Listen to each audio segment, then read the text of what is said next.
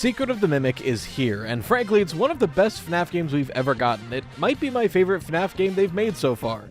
It's really that good. The gameplay, the horror, the writing, everything about it I enjoyed. But as much deserved praise as the game is getting, a lot of people are walking away from the story a bit confused, which I guess is the mark of a good FNAF game, especially after any other ending besides the first. So what did that game mean? What did its endings mean, and how does it connect to the grander story? Well, Slices, put on your aprons and let's find out the secret of the Mimic. Don't worry, that'll be the only time I make that pun. As far as the basic story of the game, we are Arnold, a sleep-deprived, wet, sopping towel of a man whom I love. We also work for Fazbear Entertainment, and dispatch tells us that we have one last shift for the day. Edwin Murray is a contractor for Fazbear, but he's disappeared. And per his contract, now everything he's been working on is forfeit to Fazbear, so we just have to go and collect whatever he was working on. We're warned that several motion sensors in the building indicate something's moving around, but we're then told it's probably nothing. So we enter Murray's costume manor and quickly find dispatch through an intercom system in the building itself. Once we're inside and the power's on, dispatch levels with us. He tells us that the thing moving around is likely an endoskeleton. One of the last things Murray was working on was an endoskeleton that could fit into any costume and replicate the persona of any character. It would have been really useful to have if it didn't have, quote, homicidal glitches. But if we're able to find the original schematics for the endoskeleton, we can not only fix it,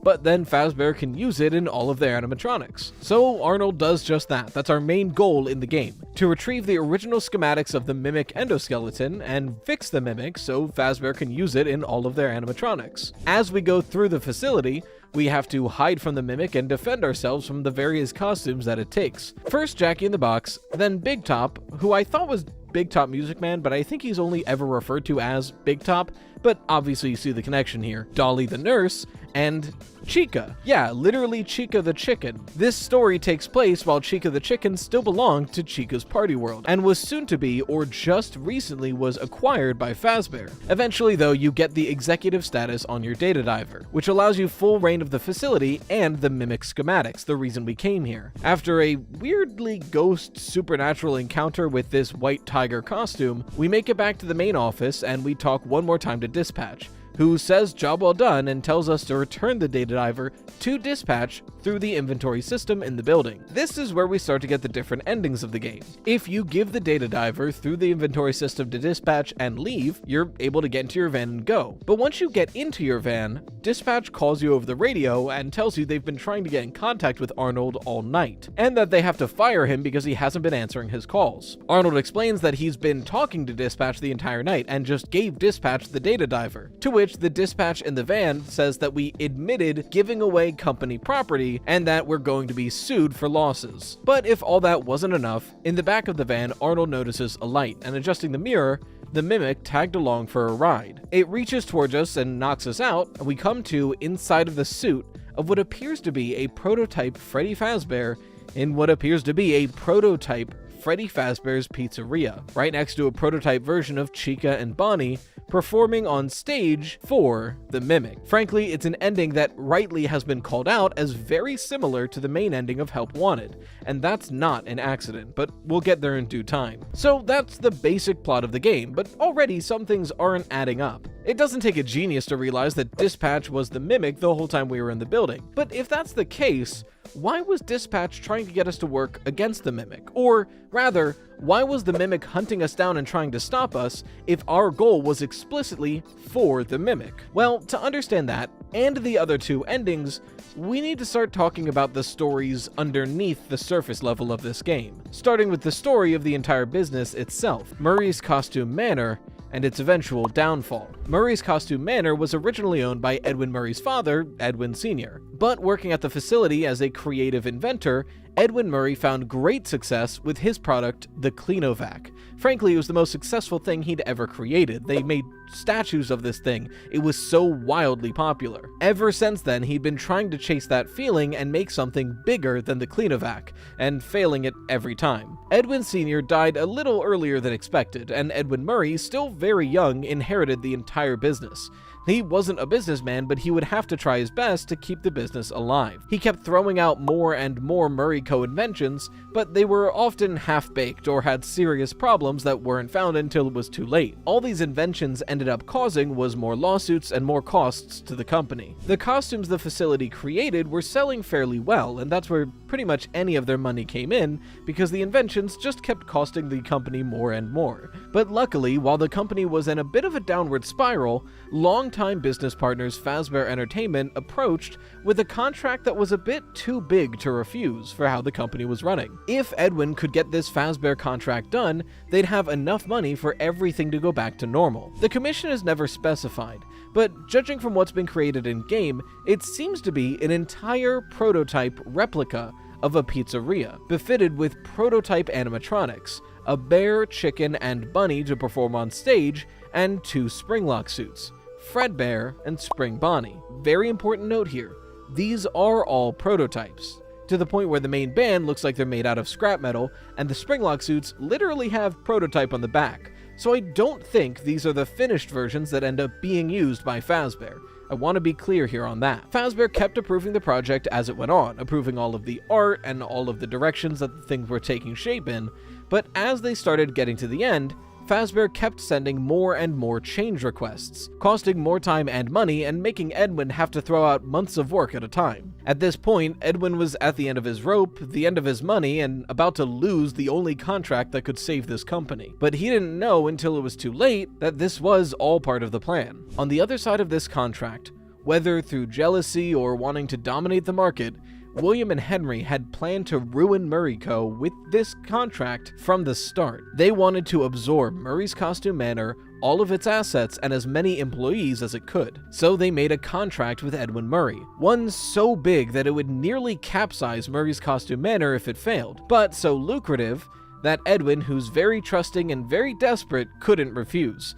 Especially since it seems as though Edwin and Henry were close long-term friends. They were on a nickname basis, and some lines have Edwin saying, "like we always do." As the company weaned on this secret project, William Afton started secretly contacting several Murray Costume Manor employees and offering them better positions with better pay, even offering bonuses if they can bring over other Murray's Costume Manor employees with them. To top it off, they made the contract more difficult as it went on, changing requirements, telling them to change everything by the end of it, and just making it generally impossible to work with. Aren't they insane?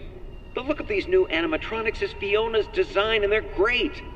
Oh, first they approve the art, then they approve the proofs. Now they change their minds. Well, we're so close to final. Why would they change them now? Are they pulling my leg?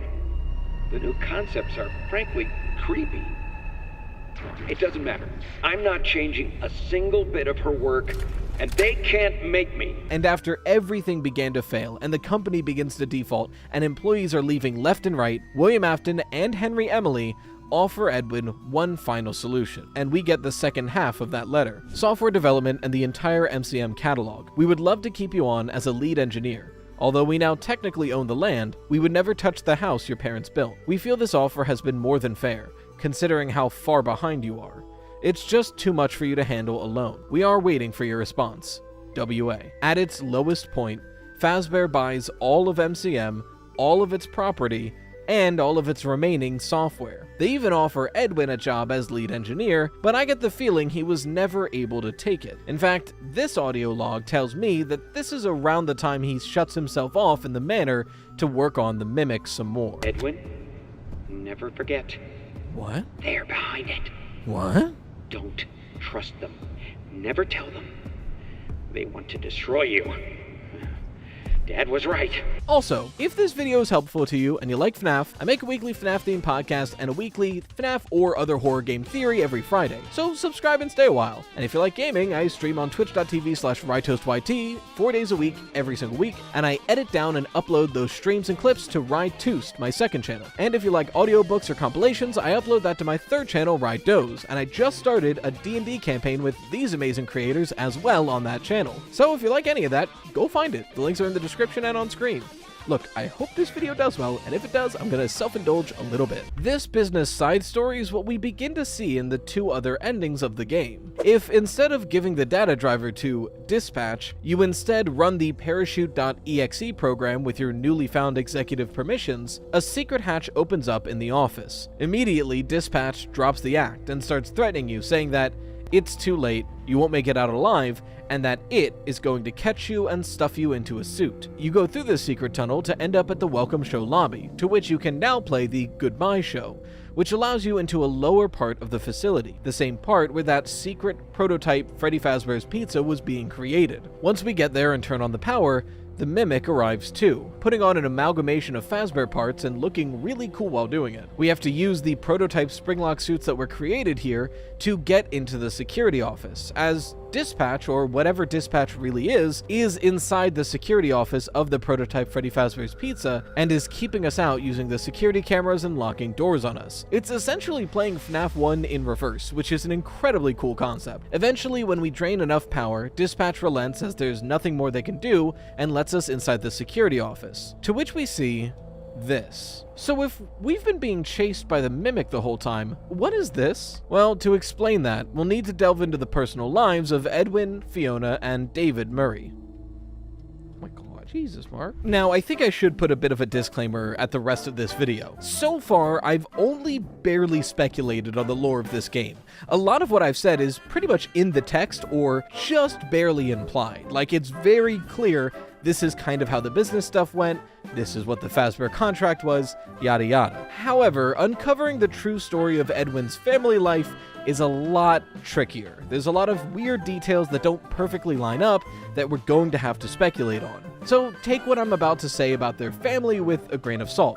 It could be wrong, but as far as I'm aware, this is my best guess for how Edwin's family life was. And also, in this video, I don't have too much time to go into every piece of evidence as to why I believe this. So I'll show relevant evidence in the background as I mention things, and I'll point out some evidence as I go, but as far as deep dives into the evidence itself, like moon.exe, you'll have to wait for future videos for that, because trust me, we're going to be talking about this game for years to come. Edwin met Fiona while working at MCM, and eventually they got married and had a son named David. However, as the business started to go sour, Edwin began burying himself deeper and deeper into his work, ignoring and neglecting both Fiona and David, and eventually tragedy strikes. Fiona went to go help the Fall Fest crew set up for their first annual show, but unfortunately, at that Fall Fest was a fire, and Fiona died inside. This is a deviation from the lore we know from the books, but I think this is the most likely answer here, as a statue in moon.exe depicts her as burnt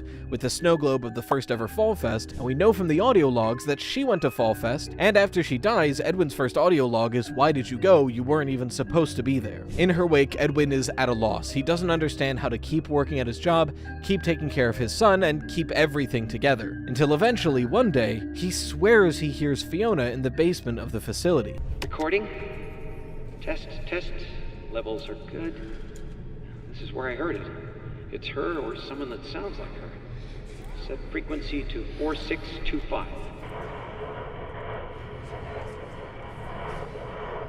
Hello? Hello? Oh my god. Is anyone there? Over. Say something. It's me, Edwin. Over.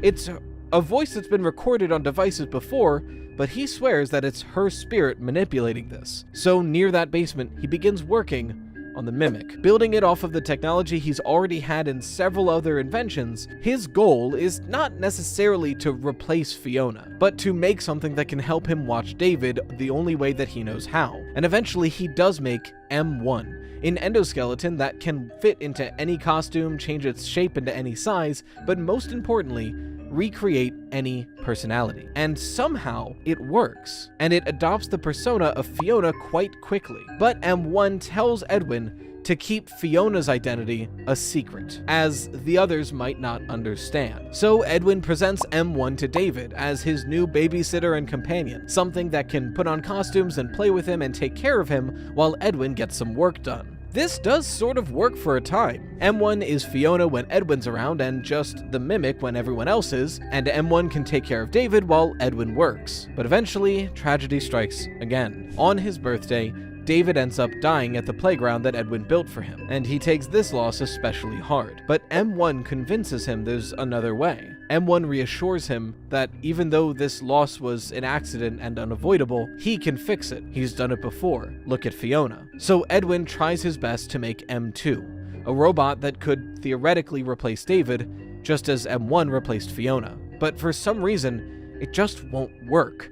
M1 worked, and he's still not sure why. I think it's likely that M1 is possessed by Fiona herself, and that's the spark that Edwin can't seem to recreate. Eventually, growing desperate, M1 is willing to give up her body so that M2, David, could take it, and M1 can wait for Edwin to make another body in the meantime. So Fiona is moved into the MXES, Mechanical X-Form Experimental Storage Container. It's then renamed to F10N4, or Leet Speech for Fiona, and she waits there, while Edwin is supposed to make David out of the remaining body. And it begins to work, but it begins to work too well. Edwin starts to realize that this has all gone on much too far. None of this is his real family, none of this will bring them back. And once that robot started mimicking David, copying his mannerisms and acting like him, it was too far and it was too painful. In a fit of rage, yelling at this robot that it's not David and it can't replace him, he beats the Mimic and destroys its legs. Soon after, in the manor, an experiment in Edwin's office goes wrong, and an explosion traps him in the rubble. It's unclear if M2 made it this way,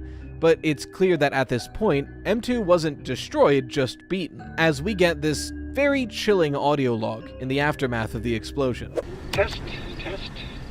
Journal entry. Too bad the new power test was a failure. M2! Due to a minor detonation. M2 is the one speaking? There's damage to my office interior, as well as a small fire. Note to self, portable cleaner that gets rid of smoke damage. Or better yet, a Cleanovac attachment. Help! M2! Respond! Emergency! Call for help! Daddy's busy, buddy. Why don't you go outside and play?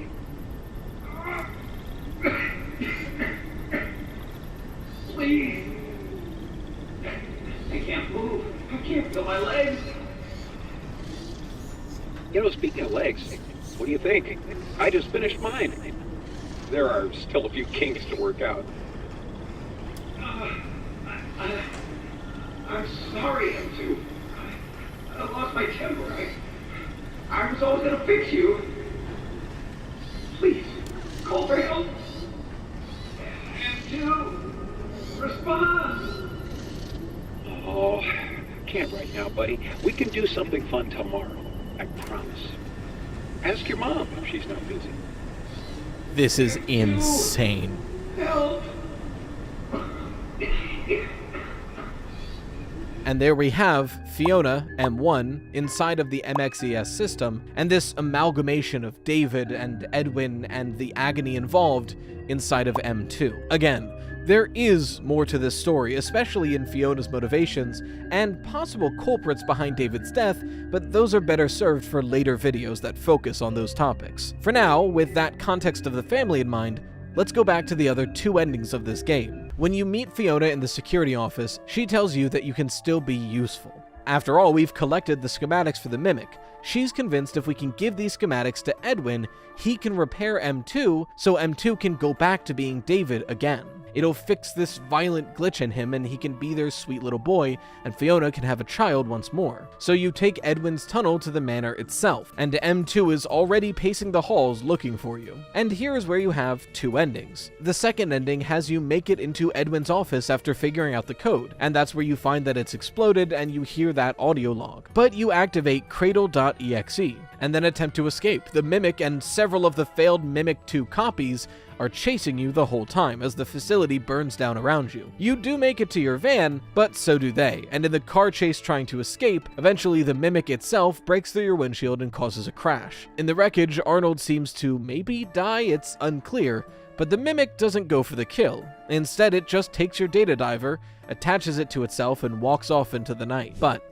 if you've collected every collectible and beaten Moon.exe, which will definitely get its own video, you'll receive the glitched permission to your data diver, which allows you to access all the other doors in the manor. Inside of all of them are cassette tapes with bedtime stories on them. Once all of them are collected, you get event access to this boarded up door, which houses David's room. Once inside, the Mimic exits the closet and begins getting confused on what it's meant to do here. So if you use the storybook recordings of David's parents, M2 will fight back and forth between trying to kill you and trying to be David, until eventually you confuse it enough that you've stunned it and inject the data diver into its programming, uploading the original schematic and repairing M2. Once you've done this, it easily reverts back to David and acts just like him, going to bed and telling his parents that he loves them. So at the end of all of this, which of these endings is canon? How does the Mimic end up at security breach after all of this? Does Arnold survive? Well, these are all questions for other days, but I think the most important question that I can capstone this video with is solving what is the secret of the Mimic. After all, the title of the game implies that there is one singular secret that we are supposed to walk away from and know. And we learned a lot about the Mimic in this game. He's got like at least 8 secrets. I think with all of the information we get in this game, the main secret we are supposed to walk away from, and the thing that explains a lot of previous games made by Steelwool and Scott Cawthon, is that the secret of the Mimic is that there are 2. One of them, M1, was originally Fiona, but is a more digital version of the Mimic, something that's able to replicate personalities. And the other one, M2, is an endoskeleton with violent tendencies that's just trying to lash out against its environment and the world around it that never cared for it. It definitively explains why in the games Glitchtrap and the Mimic seem like 2 different entities. They are. They're 2 separate iterations of the same idea. But then how does Fiona turn into Glitchtrap? We are so back. Mysteries are back on the menus, boys. Secret of the Mimic gave us a lot to talk about, and I really want to get to what it means for the rest of the franchise, but we have a lot to talk about the game itself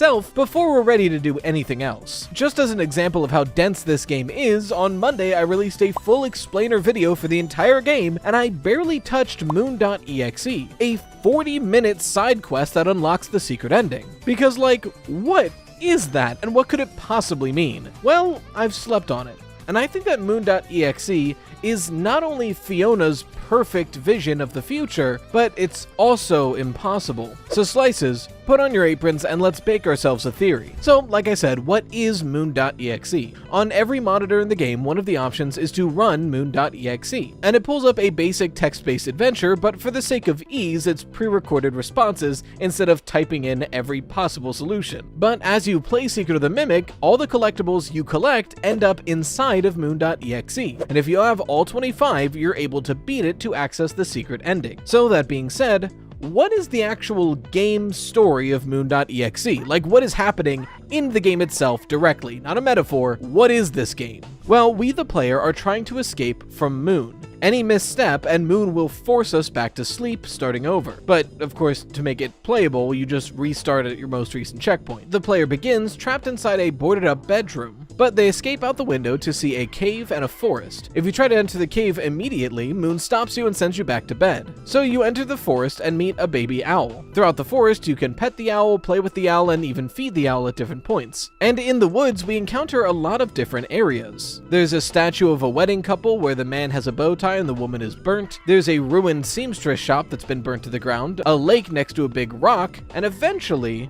you find a cabin tucked away deep inside the woods. And inside that cabin is an old woman who calls herself Sun, and she tells us to fix 3 masks to earn a reward: a bear mask, a foxy mask, and a rabbit mask. If you do this, she gives you the baby owl mask. Put it on will allow us to get past Moon to get inside the cave. But once we receive that mask, the baby owl is gone. When we enter the cave, Moon sees us wearing the baby owl mask and begins to cry. Inside is a statue of the baby owl with the text, "You will bring him back no matter the cost." Throughout the cave are ancient ruins of a workshop. filled with broken statues and incomplete projects, until eventually we find a statue with no arms or a head. Piecing the statue together, we create Moon. It sings and is reborn. We then fade through white and suddenly we're at the welcome show of Murray's Costume Manor. But if you speak to Mr. Helper, he says, "You rebuilt yourself, but now you are split in two.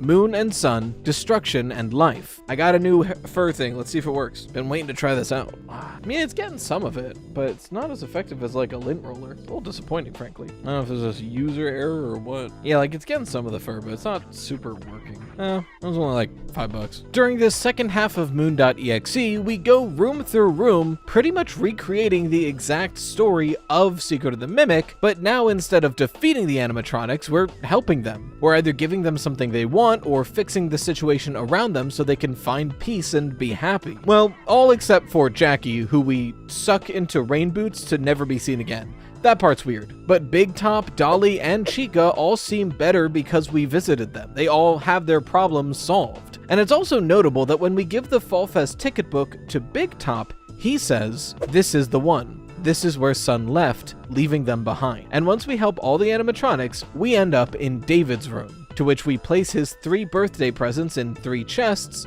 open the closet door, and upgrade our data diver in Moon.exe. Once we've done this, we're able to talk to Sun one more time. "You have found my presents. You have completed my tasks. Now you will get your reward. Use this to bring him back. It's all in your hands now." And we receive the glitched permission, which allows us to access several secret doors in the manor to access the 3rd secret ending. And then it's over. So after playing through this, the first question is, what did any of that mean? Obviously, this story seems to be a massive allegory, frankly, a very thinly veiled allegory. But if so, the question that needs to be answered is, what is this an allegory for? Well, the first step to figuring out what the allegory is trying to say is nailing down what the characters are supposed to be representing. So let's go over a few anchors that make the most sense. And I think the first one that's most evident is Sun. F10N4, or Elite Speech for Fiona, the robotic version of Fiona, uses that exact same face when she talks to us. It's the M1 personality inside of the MXES console that we see at the end of the pizzeria segment. Because I mean, in that segment she uses the exact same face to talk to us,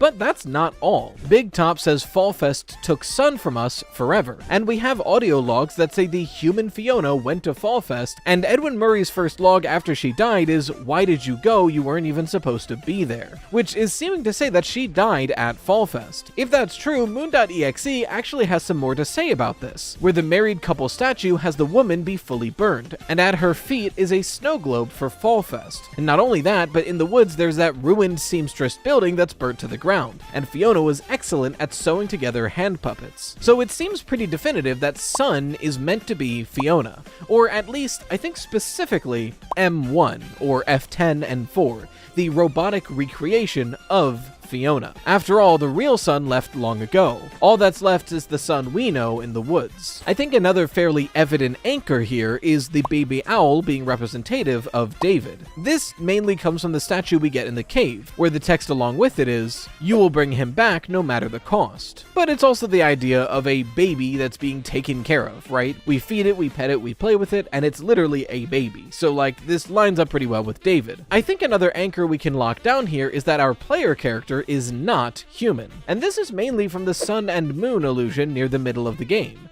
where we create the statue of Moon, fade to white, and then the next thing we hear is Mr. Helpful telling us that we are sun and moon. We have rebuilt ourselves. So I don't really see a human rebuilding themselves into sun moon. That doesn't quite make sense to me. So if we're considering our player as being non-human, what non-human characters are there to pick from? Well, frankly, it's just the Mimic. But when I say that, something that we need to clear up, and this game helps us to, what Mimic am I referring to? Throughout the game we play, we have the Mimic endoskeleton chasing us down, but we also have a few emails that lists M1 and M2 separately. And the endoskeleton we see in-game is violent and trying to kill us, but we see tapes of that same endoskeleton pretending to be Fiona. So which is it? What's going on here? Well, we know from this email that M2 was originally a copy of M1's programming. And from an audio log from Edwin, M2 is hard to create. He made M1 and M1 was successful, but he's not even sure how, and he's having trouble replicating that with M2. From the tone of the email, I think it's incredibly likely that M1 is F10 and 4,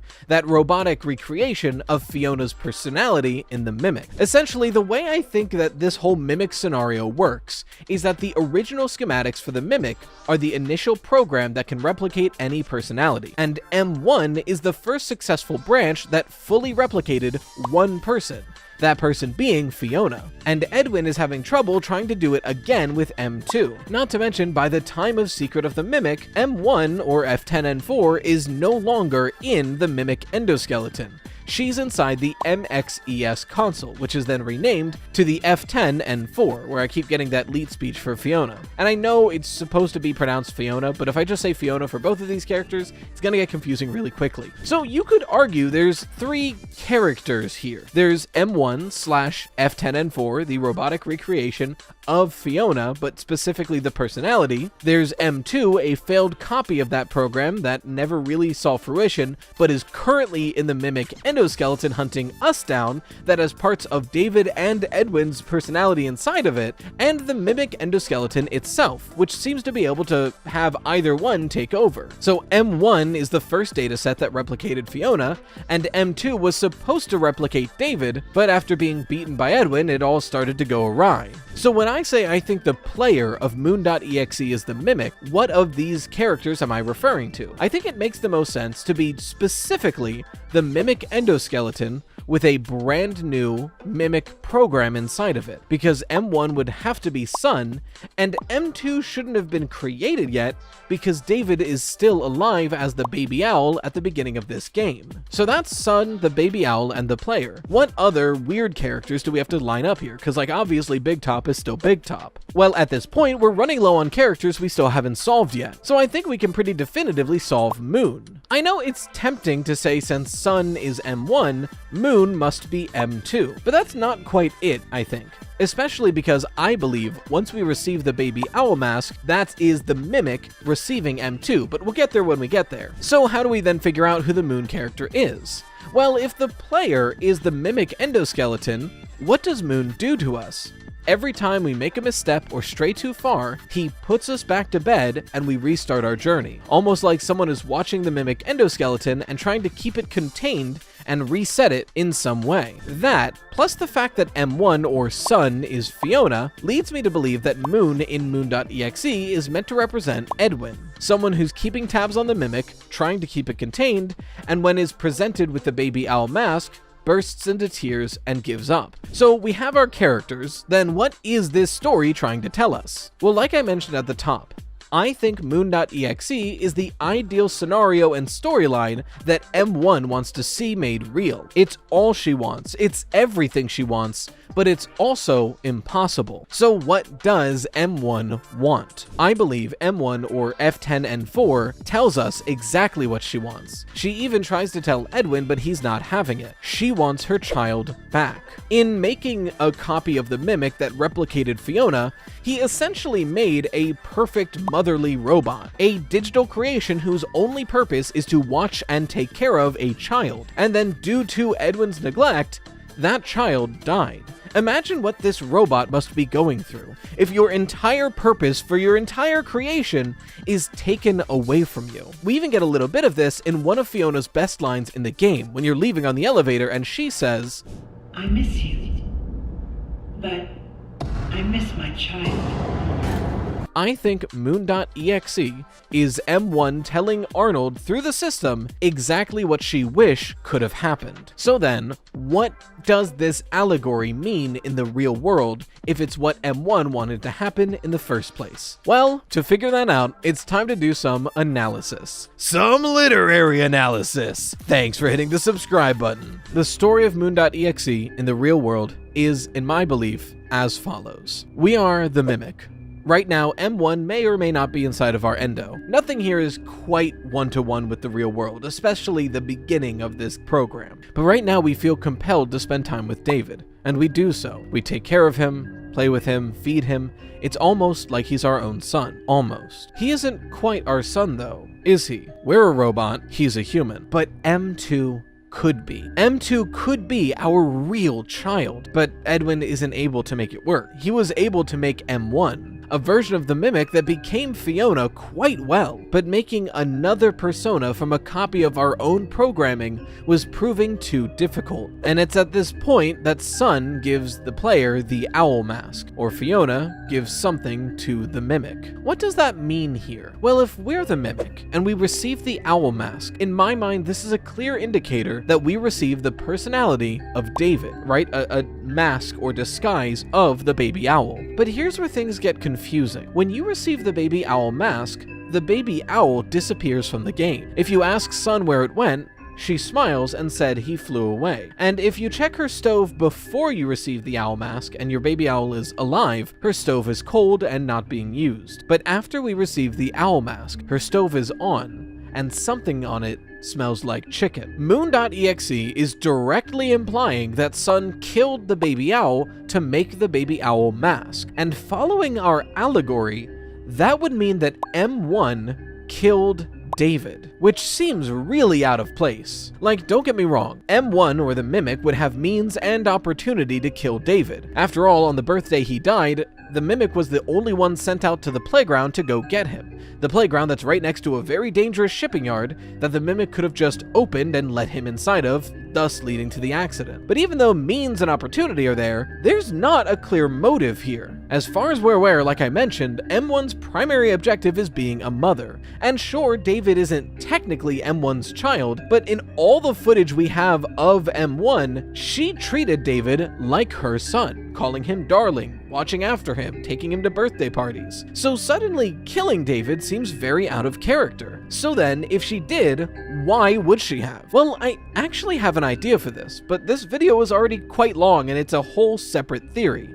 So you'll have to wait for a future video for my explanation, but I'll give you a teaser now. I think M1 figured out why she's successfully able to copy Fiona, and it has to do with going through her own memory banks and seeing her own creation. But meanwhile, M2 was not successful in copying whatever Edwin was trying to have it copy yet. And there's one key thing that made M1 successful that she might need for M2 to be successful. Regardless, back to Moon.exe, once we receive the baby owl mask, the moon cries when he sees us and we can get into the cave. Or rather, as an allegory, in M1's perfect version of events, once Edwin sees that M2 successfully copied David, Edwin is left powerless to stop us and we enter the factory. M2 then goes through this abandoned factory until eventually he finds enough pieces to build himself a body. Sun Moon, the daycare attendant from Security Breach. Now, I want to be very clear here. Yes, the visual depiction is just Moon, but keep in mind the very next dialogue we get is Mr. Helpful literally saying, "You are Sun and Moon." But think about what this means. In Fiona's perfect version of these events, M2, once it realizes that it is Fiona's son, makes a new body for itself that's half sun and half moon. Literally a replica of a child of two people, half and half, pieces from both. And now that he's all grown up with his own body, he begins the journey to let Fiona out of Mexis so she can re-enter the Mimic and they can both live in the physical world together. So her perfect son goes through the Murray's Costume Manor facility and assists all of the animatronics in finding peace and finding rest, giving Big Top as many tickets as he could ever want, fixing Dolly's animatronics, visiting Chica and giving her that birthday party she's looking for. And eventually he makes it back to his home, where he finds the rest of his memories and is able to disable Cradle.exe, which lets Fiona out of Mexis, where she can re-enter the Mimic endoskeleton. He saves himself so he can go back and save his mother. And at the very end, when the story is over, Fiona talks to us, the player, Arnold, directly. She showed us this vision, and from how we responded to it, she is confident that we could be the ones to set things right and finally help M2 reclaim itself. And in doing so, she trusts us with the glitched permission that lets us get there. In other words, all of this, Moon.exe in general, seems to be a test for for any Fazbear employee who walks in here, and Arnold just so happens to be someone who could have passed. Arnold could have seen M1's perfect scenario, responded correctly, and received the tools to make the best solution out of what is currently in front of us. But it's one that's impossible. Not only is that not what happens as Arnold goes through the facility and destroys several of these animatronics, but the only way to beat Moon.exe is to have every collectible. And one of the most important ones, the White Tiger plushie, only spawns randomly after you've beaten the game and start New Game Plus. It's a plushie that doesn't exist for Arnold. So unfortunately, Fiona's perfect story can never be, and that's why she's still trying to make it happen to this day, I think anyway. But that's just Moon.exe. What do the endings themselves mean? Secret of the Mimic has been out for about 2 weeks, and it's still shrouded in a veil of mystery. Frankly, I think it will be for a long time. We finally got a FNAF game that is filled with so much information that's useful, but not necessarily direct, so there's still plenty of implications and speculations we have to make. But one of those mysteries that I think we can, for the most part, answer right now is, what exactly is the Mimic? And I don't just mean like, what is this endoskeleton, but how was it created? Why was it created? And why is it a problem now? Because before Secret of the Mimic, we all understood that the Mimic was an endoskeleton that could fit into any costume and replicate personalities. But now there's things like M1 versus M2, a shared endoskeleton, Cradle.exe. So what do all of these details mean for the Mimic and its creation? Well, Slices, put on your aprons and let's bake ourselves a theory. It would probably make the most sense if we start with the direct information we get from the game. So what does Secret of the Mimic tell us about the Mimic? Well, we mainly get technicals. We know that the Mimic is something of two parts, the physical hardware and the digital software. The hardware is the endoskeleton we see in-game. This thing, which from some sources seems to be made out of tungsten. That tungsten, which explains why it's so nearly indestructible and so ridiculously strong. But it's designed in a way that can grow and shrink to fit in any costume. We see it in the flashback tapes, we see it in-game, and we see it in the secret ending getting small to represent David. That aspect of the Mimic is one of its best assets, and it's probably why it was eventually going to be used by Fazbear. That's an incredibly useful thing for an endoskeleton to be able to do. But that is just the physical aspect of the Mimic. The real danger here is that the Mimic is also powered by an incredibly sophisticated program, one that can seemingly replicate any personality it's given enough information on. And this program can give itself information with the things it observes around it. And that's, unfortunately, all the non-speculation, non-implication information we have about the Mimic. There's some other direct information which we'll bring up as we go, but we're already going to have to start speculating to fill some gaps here. Warning ahead. Now, it seems like the Mimic itself was created primarily to entertain and watch over David while Edwin got work done, and it wasn't until later that he saw the economic potential in selling it. Edwin introduces David to the Mimic as M1, the first iteration of the Mimic. And David seems pretty apprehensive at first, but Edwin explains that this robot will be able to wear any silly costume that David wants, be a babysitter, a part of the family, something to help the house run after the death of Fiona. But that's not where it stays in its role or even in David's mind. In the birthday tapes we get in the manor at the end of the game, it seems like M1 eventually replaced the role of Fiona, speaking like Fiona, being called Fiona, and taking care of David, calling him darling and the like. Just listen to the difference in how Edwin refers to the Mimic in its first audio log. David, I want to introduce you to someone. This is M1. Mimic 1? Why does it look like that? Look like what? It's scary. Oh, it's an endoskeleton. It won't always look like this. It'll wear fun costumes. Versus a birthday tape several years later. This is great. He's gonna love it. White. Fiona, did you make this?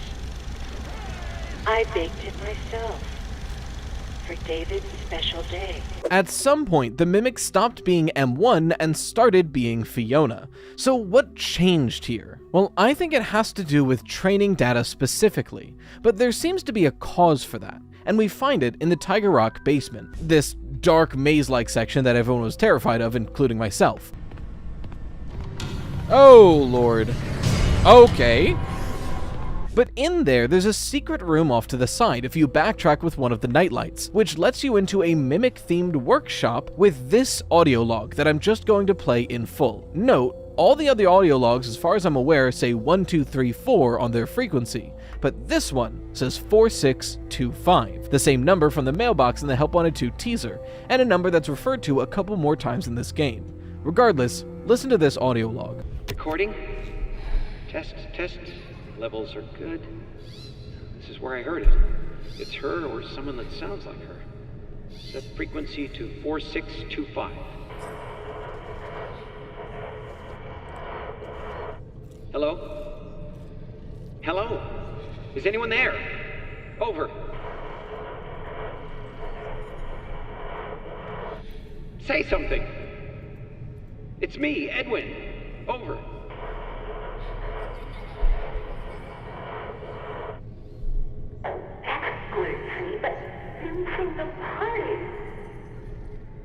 So, what is this? Keep in mind, this side room, while very, very hidden away, has no collectibles. The only purpose for this side room is this optional audio log, which doesn't lock any endings behind it, and the surrounding environmental-based lore. So whatever this audio tape is trying to tell us, Scott and Steelwool thought it was important enough to give it its own room, but hide it away so it's just as secret. So what are we hearing in this audio log? Well, to me, it seems like Edwin is doing something known as a spirit box or a ghost box. Traditionally, these are radios with unsecured connections, and the idea is if there is a spirit or ghost in the room you are in, those spirits can manipulate the frequencies the radio is receiving to try to edge words out of the radio. Now, it's important to note here, for the people who believe in spirit boxes or ghost boxes, nobody believes that the ghost is directly talking through the box. That's not the ghost's voice. The belief is that the ghost is manipulating the frequencies already being received into the radio to pluck out specific words already out there and play them. In other words, imagine if I was using a spirit box, and at the time I'm in the room, there is an AM radio signal that's broadcasting this message. And so the world was cleansed, as the flood killed the non-believers many years ago. Mark did not like that impression. It's summer all right. You can tell I'm already sweating. There's no AC in this office. Now imagine at the same time there was another signal that was playing this interview clip. He may just be another man to you, but not to me. Now, in the theory of the spirit box, a ghost could manipulate the frequencies of this radio to play specific portions of those signals at any given time. So if a spirit wanted to, theoretically, you would hear this from the spirit box. Man Killed me many years ago. Again, to be clear, in the belief of the use of a spirit box, it is not the ghost speaking through the spirit box, it is the ghost using the frequencies of the radio and the pre-recorded messages within it to play specific words. Here's the actually best way to describe it. Remember Michael Bay's Transformers movie? How Bumblebee talked with the radio. Kinda like that. So I bring all of this up because Edwin is doing a sort of spirit box in this basement with his audio log radios. And the audio that gets played through is Fiona's voice, but it is a previously recorded snippet of Fiona's voice. She says this exact line in one of the birthday tapes. Some people have pointed this out to discredit the idea that a ghost is involved at all. And while it still very well might not be a ghost, I bring all of this up to point out that this is the way that a spirit box would work, being manipulated to play audio that already exists in the world. So what is this environmental storytelling telling us?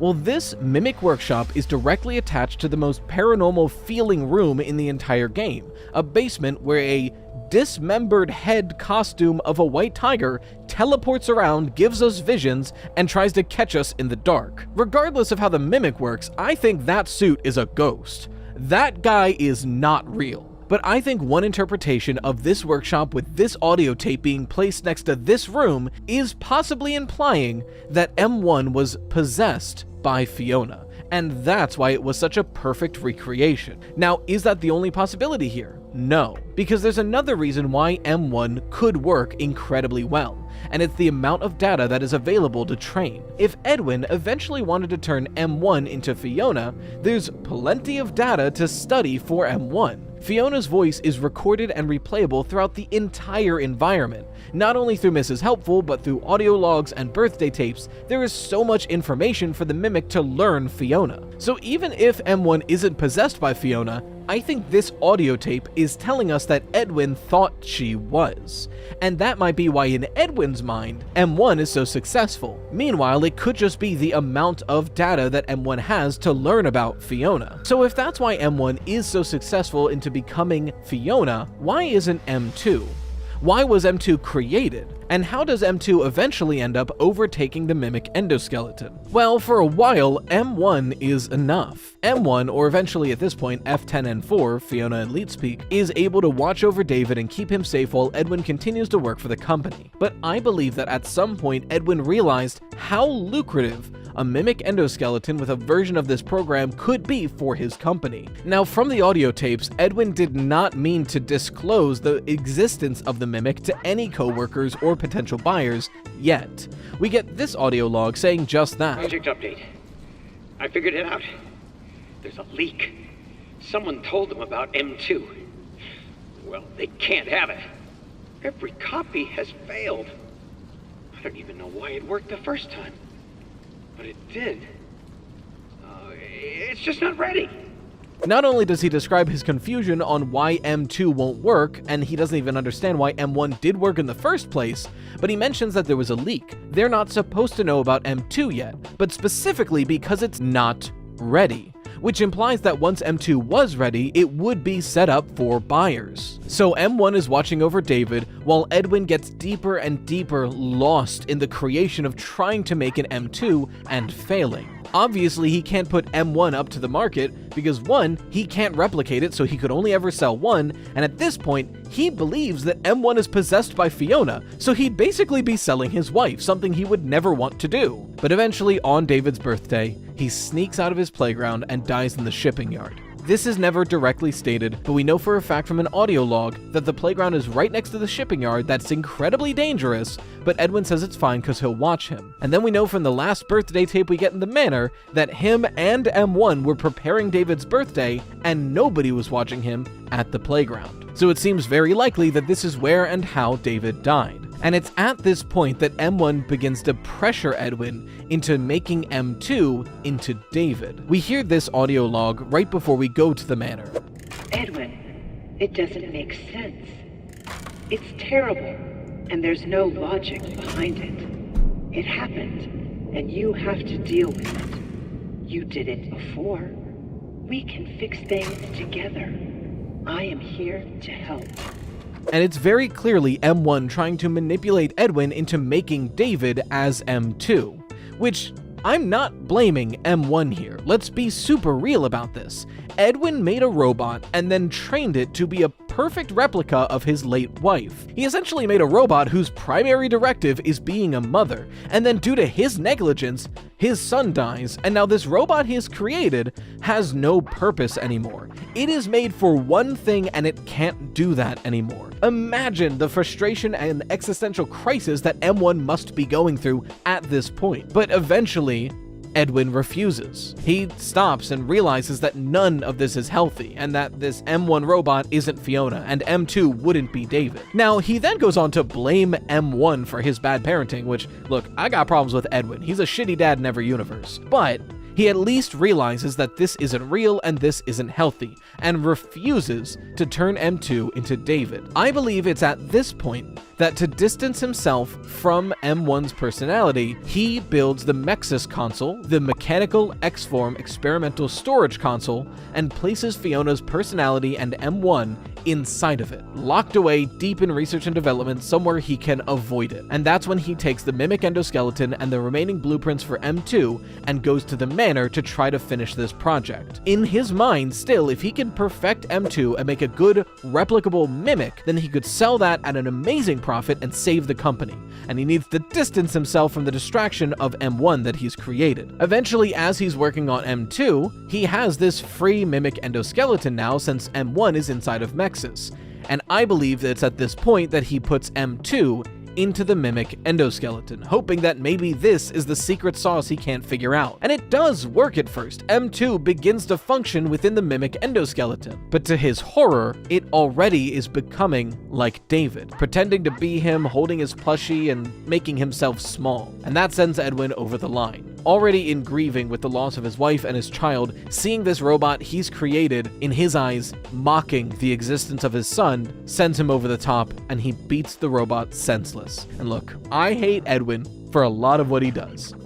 And I think I understand the mindset he would be in to beat this robot in that moment. But you look at me and look at this little baby. I love this dumb idiot baby. Who the hell could hurt this thing? But in beating M2, he breaks its legs, and suddenly M2 now knows violence and can replicate it. And from then on, M2 begins biding its time and working on repairing its own legs. Eventually, Edwin's personal workshop explodes. It's unclear if this was Edwin's fault or if M2 did it directly. This audio tape seems to imply M2 did it to him since it was his experiment, but that could have just been a mimicked version of what Edwin said. Regardless, Edwin is trapped in the wreckage and calls M2 to call for help. But M2 says this to him. Daddy's busy, buddy. Why don't you go outside and play?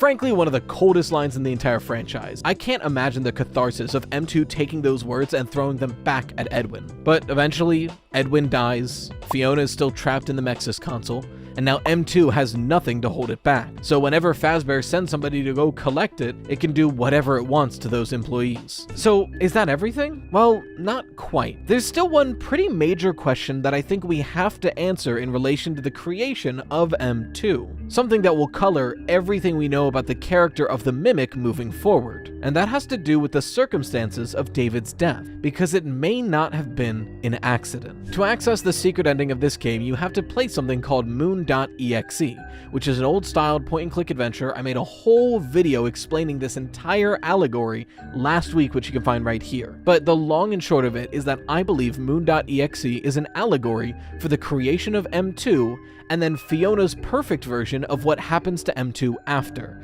Something that would make M2 into her perfect son so her and M2 can live together forever. But because I believe that, this game implies something very interesting about the creation of M2. Early in the game, we are accompanied by a baby owl, which represents David, as it's a baby and you take care of it, you feed it, you play with it. But eventually we encounter Sun in an old cabin in the woods, Sun being a representation of Fiona, or specifically M1. And when we do something for M1, eventually she makes us a baby owl mask so we can get past the moon, or Edwin. And that baby owl mask tricks the moon into thinking we are the baby owl. The baby owl again being David. It's this moment where the Mimic is becoming M2, something that can replicate David. But here's the thing. When you do that, and when she makes the mask for you, the baby owl disappears. And if you ask her where the baby owl went, she smiles and says it flew away, lying to you.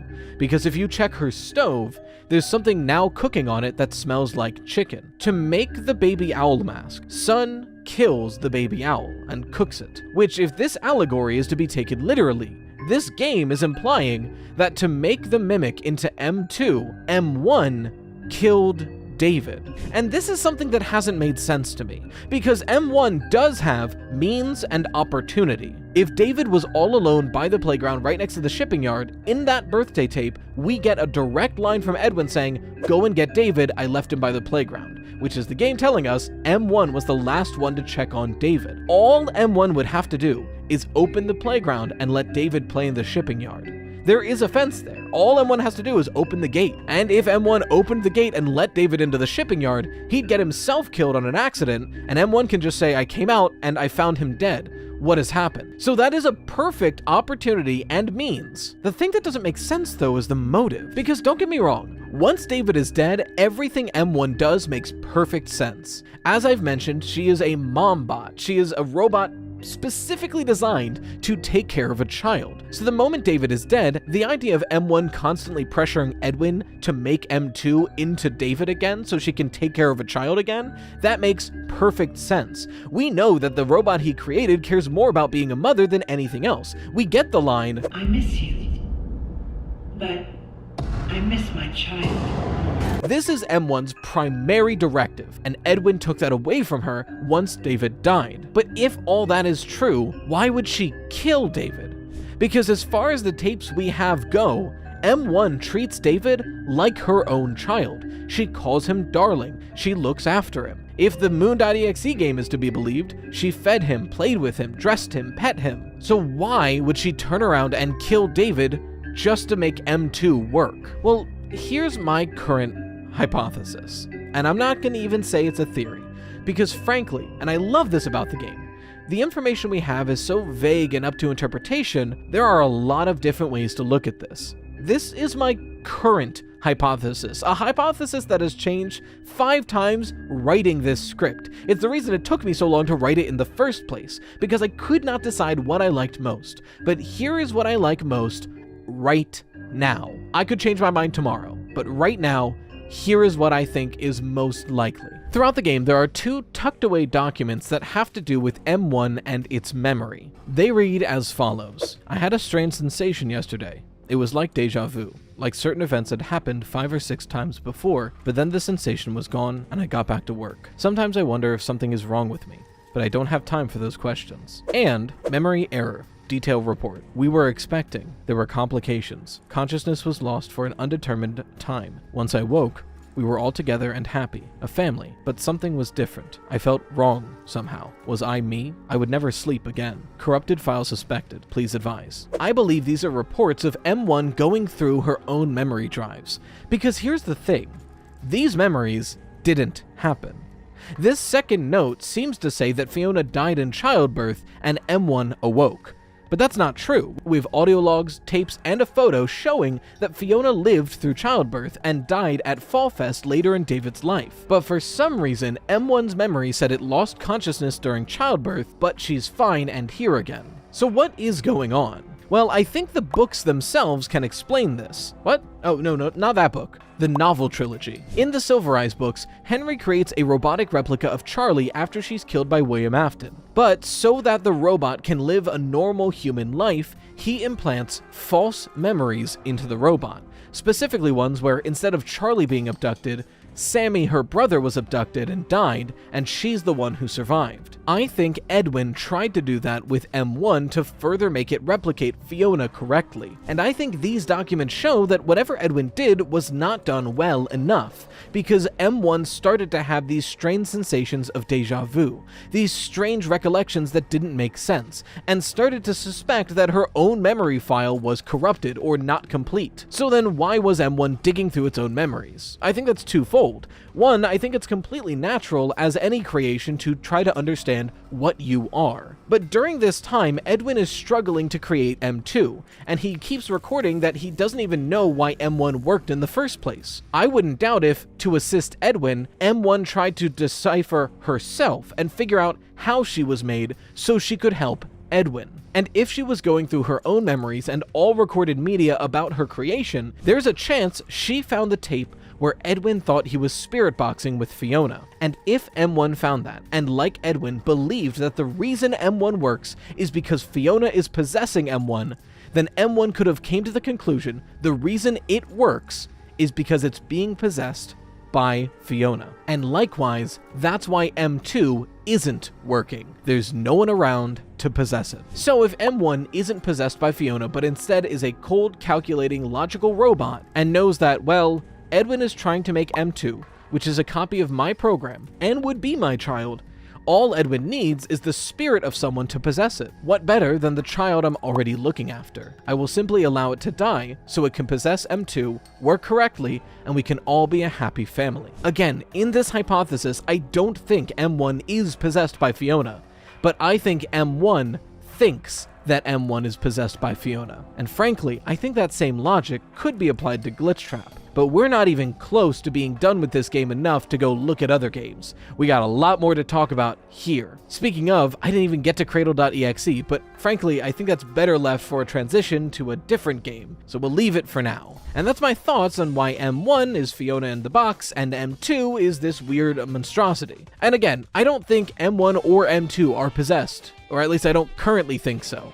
But I think M1 thinks she is, and I think M2 is an amalgamation of a lot of different people. Because frankly, the reason why M2 doesn't work, I think, is because it's never trained on a specific one person, whereas M1 was.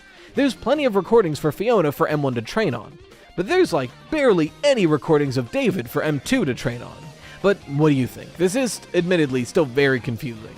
But the best way I can summarize all of this, and you can let me know your take on it in the comments, is that M1 works because it's trained on Fiona's data, but is eventually put into Mexis after Edwin has an existential crisis. And M2 never worked because he never trained it on a specific individual with enough data, but he put it into the Mimic endoskeleton and it tried to replicate David, which set Edwin off. And I think it's likely that M1 killed David. That's my summary. That's my TLDR. Or I guess TLDW because of the video. Secret of the Mimic is one of the best Five Nights at Freddy's games we've ever gotten, but one of the biggest questions surrounding it is how does it connect to the rest of the Five Nights at Freddy's franchise? When a game like this comes out and it has so much lore and so much stuff to say, its volumes will reverberate amongst the rest of the timeline. And it's our job as theorists to figure out where those reverberations lie. But in order to figure out how this game connects to the rest of the franchise, something we have to do is figure out how the game actually ends. We need to know what's actually going on in these endings, and which one of the endings is actually canon. After all, there's 3 endings and only one of them could have happened.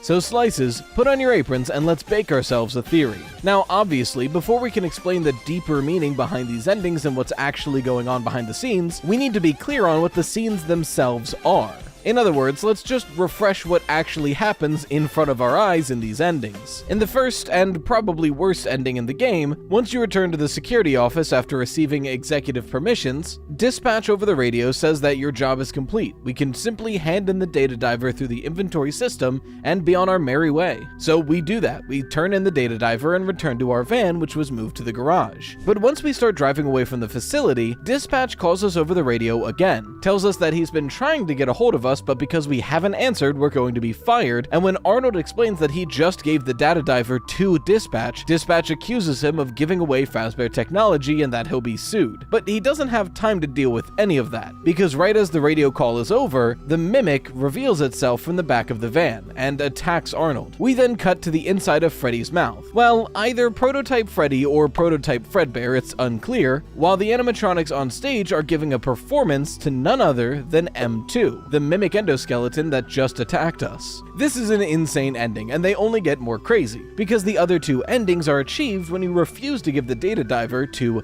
Dispatch through the inventory system. If instead of handing over the data diver, you run parachute.exe with your newly found executive permissions, you open a secret hatch that leads you all the way down to research and development. And once inside, we find an entire prototype Freddy Fazbear's Pizza. And in there, we learn that the dispatch we've been talking to is actually M1, or F10N4, the robotic recreation of Fiona, Edwin Murray's late wife. She doesn't explain much to us as she's about to run out of power, but she basically says, "Look, you beat me. Can you at least give the blueprints over to my husband Edwin so he can fix M2 so it can stop being a violent psychopath and go back to being my kid?" So we make our way to Murray's actual manor, the old mansion on the hill. And once we make it into Edwin's office, we find that he's actually been long dead, after he got trapped under rubble in his lab and M2 refused to call for help. We're then cornered by the Mimic, so we run cradle.exe and we begin to run out of the facility as it begins to explode and crumble around us. On the way down in the elevator, M1 reaches out one final time to who she thinks is Edwin, asking him to please fix M2 so she can have her child again. We then encounter the Mimic and have one final chase sequence while the Mimic and several weird little robot creatures are chasing us out of the facility, but Arnold makes it out and back to his van.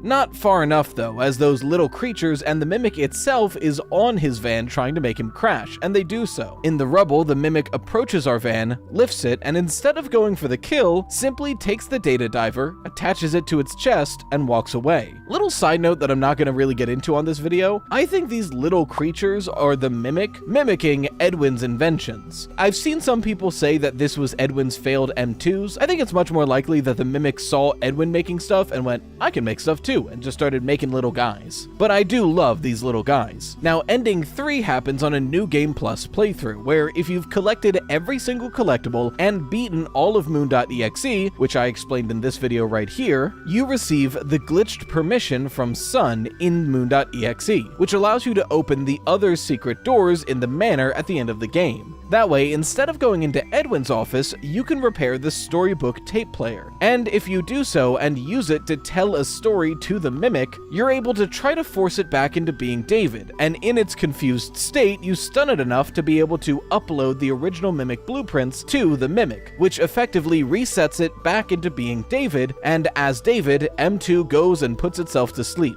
This is probably the best ending for Arnold because, well, every other ending seems to kill him. So that's what happens as we see it. But I hear you. What is exactly going on here? Why do some endings have the Mimic steal the data diver, some endings kill Arnold, others don't? What is all going on? Well, to understand that, we need to talk about one of the major antagonists of this game, Dispatch, or more accurately, M1. After all, the real Dispatch, otherwise known as the top to Arnold's bottom, is only heard in the van itself. I believe once we're in the facility, Dispatch never talks to Arnold the entire time. That's all M1. So if we can figure out what M1's true motivations and goals are, everything will start to make a bit more sense. M1 seems to be the first successful standalone iteration of the Mimic program, one that was solely trained on replicating Fiona's personality. M1 is the Mimic program that was specifically trained on Fiona, kind of like how Glitchtrap seems to be specifically trained on William, but we'll get there eventually. And luckily, it's not hard to elucidate exactly what M1 wants to happen in this game. Pretty directly through the email logs and some of the audio logs we find throughout the game, M1's sole goal is to repair M2 so she can have her child again, because she sees M2 as her child. After all, it was made off of a copy of her own program and began mimicking her real-life counterpart's son, David. I'm getting covered in so much mark for my nose is going crazy. And once we keep in mind that all M1 wants is M2 to be repaired and to be David again, this starts to color everything we see in these endings to make everything make a bit more sense. Starting with the first ending. Oh, are we done? You can't really see it on the camera, but I'm like covered in fur. As far as the first ending goes, one of the more confusing parts about it is the sincerity of M1. Obviously, M1 is lying to us and pretending to be Dispatch, but after we hand over the data driver, M1 as Dispatch keeps telling us we are free to go. We can simply enter our van and leave. But then once we do, the Mimic catches and kills us anyway. So was this a lie? I don't think so. It seems fairly clear that throughout the entirety of the game, M1 and M2 are at odds. M2 just wants to kill anybody who enters the facility, but M1 does seem to genuinely want to contain M2 and fix it. And if people die in the process, that sucks, but if M1 can prevent it, M1 will. Because again, M1 is sending Arnold through all these fetch quests. Why would M1 bother doing so if M1 was trying to kill Arnold with the Mimic? Clearly, M2 and M1 are not working together. And likewise, in this ending, M1 got everything she wanted. She finally has the data diver to repair M2, so as far as she's concerned, Arnold is not an issue anymore. Arnold is free to go, and I believe she genuinely tries to let Arnold leave, but the Mimic, or M2, isn't having it. So then, if that's what happens, why is there this performance during the credits sequence? Well, M1, or Fiona, has the data diver to repair M2 now, but as we learned in the other two endings, Fiona can't repair M2 on her own. She is stuck inside a computer. She can manipulate stuff in the facility, but she can't hold down M2 and upload the blueprints to its endoskeleton. She needs a third party to do so. In most of the endings of the game, she only trusts Edwin to do so, as Edwin is the one who invented herself, M2, and the Mimic endoskeleton in general. So according to what she tells Arnold, the emails she sends, and even some of the audio logs, Fiona's plan is to obtain the M2 blueprints, give them to Edwin, and have Edwin fix M2. But unbeknownst to her, Edwin is dead. So while she's waiting for Edwin, she needs to stall for time. And that's where I think the performance comes in. The Mimic is pretty much constantly chasing Arnold and always trying to kill him. But the one time the Mimic never interrupts anything is during performances. Now, this may be because Arnold is seemingly not there within the Captain Springlock suit, or because the Mimic might just like performances. The one thing that the Mimic never really interrupts is the Puppet Pirate show. And I like to think that the Mimic is nearby simply watching it. After all, the Mimic was backstage right beforehand and at the nurse's office right after. So I have a feeling the Mimic just likes to watch these performances.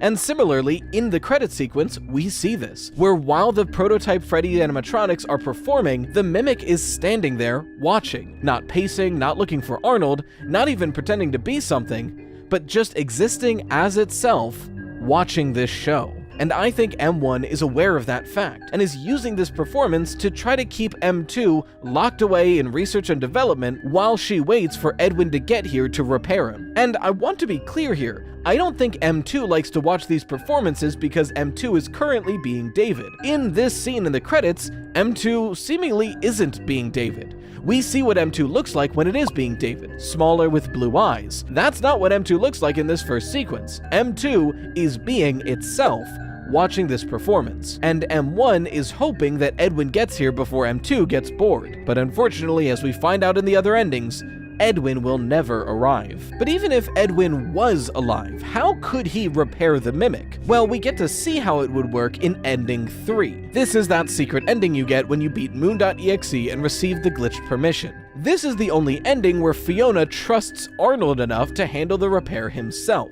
And in that ending, that's exactly what we do. Using this storytime book, we're able to distract and stun the mimic enough so that we can manually repair it by uploading the original mimic blueprints to the endoskeleton, which resets the whole thing. And that's what's actually going on here. It seems like this pre-recorded story time is enough to actually affect the internal programming of M2, whether or not it's a failsafe of hearing Edwin and Fiona's voice, or if it's just the internal conflict of parts of M2 wanting to be David and parts of M2 wanting to be itself. So it seems like to repair M2, all Edwin would have had to do is take his executive access data diver with the mimic schematics and upload it to the M2 endoskeleton, something that would fully reset it and send it back to David, and he might have been able to stun it himself with just using his own voice, as long as he was reading the proper story time. So if the first ending is Fiona stalling M2 until Edwin hopefully one day comes down and fixes the mimic, and the third ending is Arnold fixing the mimic directly, what is the second ending? One that I think is probably the hardest to explain. Well, when we find Edwin's office empty, Arnold has to improvise as the mimic is right behind him. And in Edwin's secret office, Arnold ends up running a program called Cradle.exe, and this is what begins to set everything in motion. It's after this that the manor and the factory begin falling apart. But what is Cradle.exe? Well, in this email, Fiona pretty explicitly states that Cradle.exe is a program created to contain M2, or at least M2's personality, and it would need a fairly massive computer for it to run properly. The whole idea behind it being that if M2 were properly contained, then Edwin could work tirelessly on a fix for M2 without the imminent threat of it killing him or anyone else at the facility. So if that's what Cradle.exe is supposed to do, why is it that when we run it, we're still chased by the mimic and everything still goes wrong? Well, let's think a little bit more about Cradle.exe. If it's a program meant to contain a digital persona, and it needs a massive computer to do so, this sounds a lot like the MXES console, especially since we now know that stands for Mechanical X-Form Experimental Storage. The acronym literally means that it's an experimental storage unit for mechanical forms. Now, as far as MXES consoles go, there may be more than one. After all, the console we run Cradle.exe on says that it's MXES number 1. But as far as we've seen, there's only one console. This could just denote that there was planned to be multiple, but this was only the first one that was ever made. Throughout the entire game, we only see one console, that being the one that M1 is currently inside of, the F10N4 console. I stated in my last video that I believe M1 and M2 both inhabited the mimic endoskeleton, just at different times. At first, M1 was inside the endoskeleton, but eventually when Edwin realized how incredibly unhealthy all of this is, I believe he moved her personality into the MXES console, and then later when developing M2, uploaded it to that endoskeleton. So all this to say, before we run Cradle.exe, M1 is contained within the MXES console, and M2 is within the endoskeleton. So if Cradle.exe was a program designed to take the M2 personality and put it inside of the MXES storage container, what if running Cradle.exe swapped the positions of M1 and M2? Or at least if M2 was placed inside of the MXES console and locked away, M1 would now have a perfectly usable endoskeleton that it could re-enter. So what if during this elevator ride, right after we run Cradle.exe, M1 re-enters the mimic endoskeleton? This whole ride down, M1 thinks that we are Edwin, and she is begging us to stay and repair the Mimic. After all, from her perspective, she sent an engineer with the exact thing that Edwin needs to fix M2, and then that engineer gained access to Edwin's office, and then somebody inside Edwin's office is starting to run away. Literally, she gave him the keys to the city, and he ran away with them. M1 herself states that she values her child more than Edwin, so if Edwin decided to turn tail and run, then this would be the perfect time to go get him and make him fix M2. And it's right after that whole monologue that the chase begins. And this is why, even after Arnold gets away into his van and crashes, at his most vulnerable, the Mimic does not kill Arnold. In the first ending, while he's driving, the Mimic goes for the kill. In the third ending, the Mimic tries to kill Arnold several times, but he defends himself with the storytime player. But in this ending, the second ending, the one where Arnold is trapped underneath a van and completely helpless, when the Mimic approaches us, it does not kill us. It lifts the van, takes the data diver, and leaves us be. Just like in the first ending, where when we turned in the data diver, M1 tried to let us leave. M1 doesn't care about killing Arnold. M1 wants the data diver more than anything. In fact, I think this interpretation could explain the weird walk that the Mimic does during this ending sequence. Throughout the rest of the game, the Mimic is very quick and efficient in its movements. If it sees you in any of its costumes, it does a full sprint to catch you. This thing is fast. But during this chase sequence, the Mimic is not sprinting anymore. It is generally fast walking after us. And after the crash, the Mimic looks like it can barely walk at all. It seems to be limping or waddling, trying to move, as if every part of it is rusty. Almost like M1, who has been stuck in the MXES console for some unknowable amount of time, just recently got re-uploaded to the endoskeleton and has to learn to walk again. And now that M1, as the Mimic, has the data diver, hopefully she can make her way back to the Murray's Costume Manor and try to fix everything. But of course, when she'd get back there, the whole facility would be burned to the ground, and she'd have to start burying herself in the rubble to find M2 and the console that it's inside of. So if that's what all the endings mean, the ultimate question is, which ending is the canon one? Which one actually happened in the timeline and connects it to the other games? Well, this is hard to nail down, and there's really no wrong answer here as of yet. But the way I see it, there's really only one most likely option here. Ending 1 is a bit too ambiguous. There's a lot of loose ends still open, and eventually M2 may get bored of this showtime, and Fiona has no way to stop M2 after this ending. So if ending 1 is canon, something else must happen before the events of the rest of the games. And ending 3 is incredibly unlikely, because if the Mimic was fixed and returned back to being David, why is it suddenly an enemy again in Ruin? It would seem pretty redundant to fix the Mimic and then have it become a villain again for seemingly no reason, which is why I think ending 2 is our most likely answer here. And if so, this lines up fairly well with what we see in Security Breach and Ruin. After all, if M1 is still inside of the Mimic endoskeleton, then the Mimic's actions in Ruin line up perfectly with how Fiona acts in Secret of the Mimic, pretending to be someone else over a radio to trick someone into coming downstairs and releasing M2. M1 needs Cassie to fix M2, especially since M1 is currently locked in a separate room fully covered by cement. So M1 pretending to be Gregory over the walkie-talkie is 1000% in M1's wheelhouse. And if M2 is still locked inside the MXES console, then it being this entity lashing out at any human walking in the Pizzaplex makes perfect sense. And then what do we do at the end of Ruin? We activate a protocol in the MXES console, and we see the entity get sucked inside of it. But what if, just like Cradle.exe, all we're doing is swapping where M1 and M2 reside, putting M1 back in the MXES console and putting M2 back in the Mimic endoskeleton? Isn't it notable that throughout the entire game, the Mimic is speaking like Gregory, but the moment we encounter it, it makes this brand new amalgamate voice, just like how M2 sounds in Secret of the Mimic.